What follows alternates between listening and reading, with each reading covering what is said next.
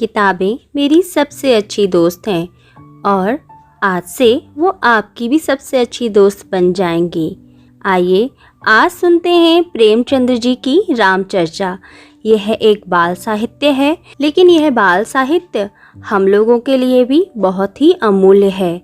आइए सुनते हैं प्रेमचंद्र जी की रामचर्चा का पहला भाग, जन्म।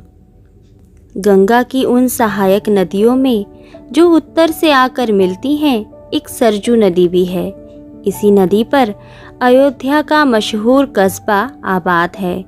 हिंदू लोग आज भी वहाँ तीर्थ करने जाते हैं। आजकल तो अयोध्या एक छोटा सा कस्बा है, मगर कई हजार साल हुए वह हिंदुस्तान का सबसे बड़ा शहर था। वह सूर्यवंशी खानदान के नामी गिरामी राजाओं की राजधानी थी। हरिश्चंद्र जैसे दानी, रघु जैसे गरीब परवर, भागीरथ जैसे वीर राजा इसी सूर्यवंश में तो हुए थे। राजा दशरथ इसी प्रसिद्ध वंश के राजा थे। रामचंद्र जी राजा दशरथ के बेटे थे। उस जमाने में अयोध्या नगरी विद्या और कला का केंद्र थी। दूर दूर के व्यापारी रोजगार करने आते थे और वहाँ की बनी हुई चीज़ें खरीद कर ले जाते थे। शहर में विशाल सड़कें थीं। सड़कों पर हमेशा छिड़काव होता था। दोनों ओर आलीशान महल खड़े थे। हर किस्म की सवारियाँ सड़कों पर दौड़ा करती थीं। अदालतें, मदरसे, औषधालय सब मौजूद थे। यहाँ तक कि नाटक घर भी बने हुए थे, जहाँ शहर के लोग तमाशा देखने जाते थे। इससे मालूम होता है कि पुराने ज़माने में भी इस देश में नाटकों का रिवाज था। शहर के आसपास बड़े बड़े बाग थे। इन बागों में किसी को फल तोड़ने की इजाज़त न थी। शहर की हिफाजत के लिए मजबूत चार दीवारी भी बनी हुई थी।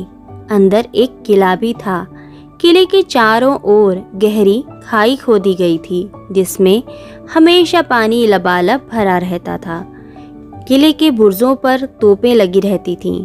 शिक्षा इतनी प्रचलित थी कि कोई जाहिल आदमी ढूंढने से भी ना मिलता। लोग बड़े अतिथि का सत्कार करने वाले, ईमानदार, शांति प्रेमी, विद्याभ्यासी, धर्म के पाबंद और दिल के साफ थे। अदालतों में आजकल की तरह झूठे मुकदमे दायर नहीं किए जाते थे। हर घर में गायें पाली जाती थीं। घी दूध की कोई भी कमी ना थी। खेतों में अनाज इतना पैदा होता था कि कोई भूखा ना रहने पाता। किसान खुशहाल थे। उनसे लगान बहुत कम लिया जाता था।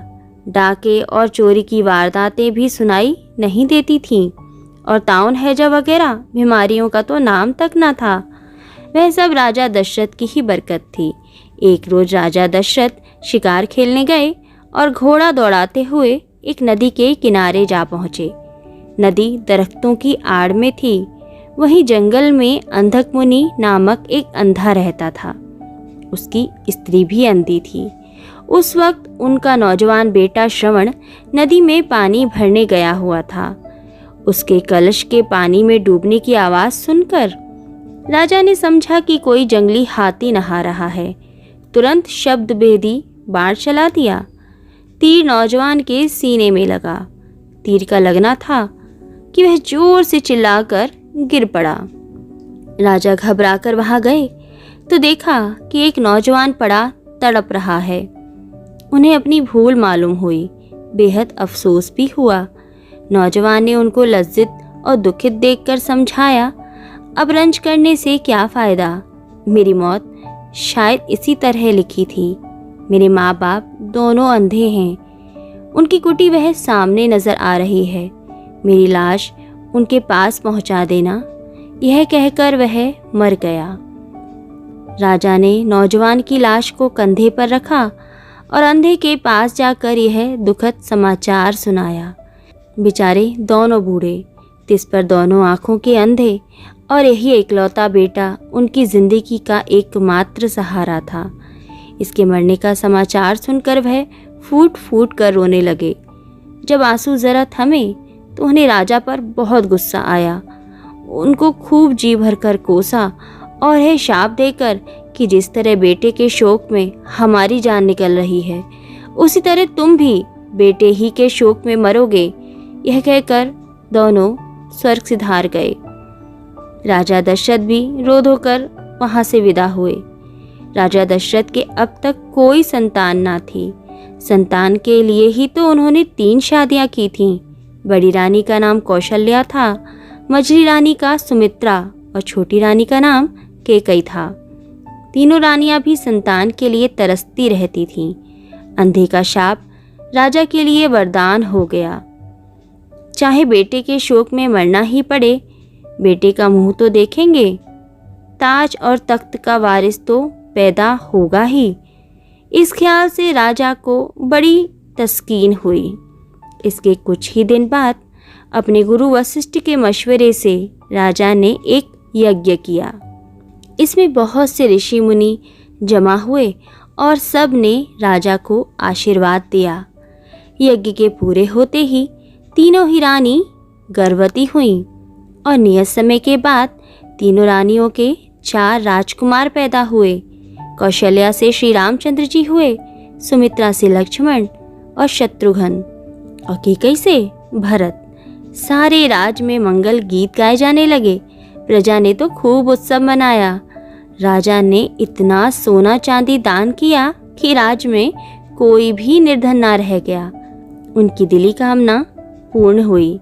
कहाँ एक बेटे का मुंह देखने के लिए तरसते थे और कहाँ 4 बेटे हो गए। घर गुलजार हो गया।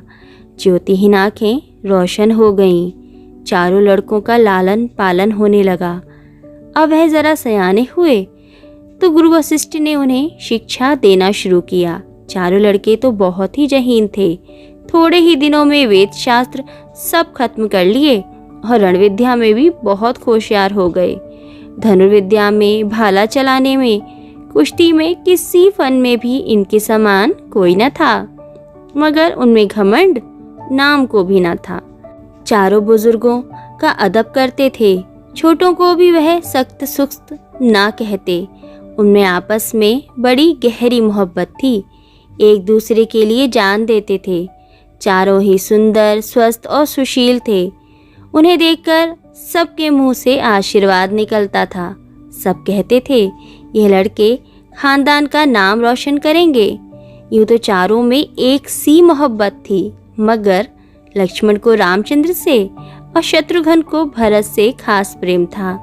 राजा दशरथ तो इन चारों को देखकर मारे खुशी के फूले ना समाते थे।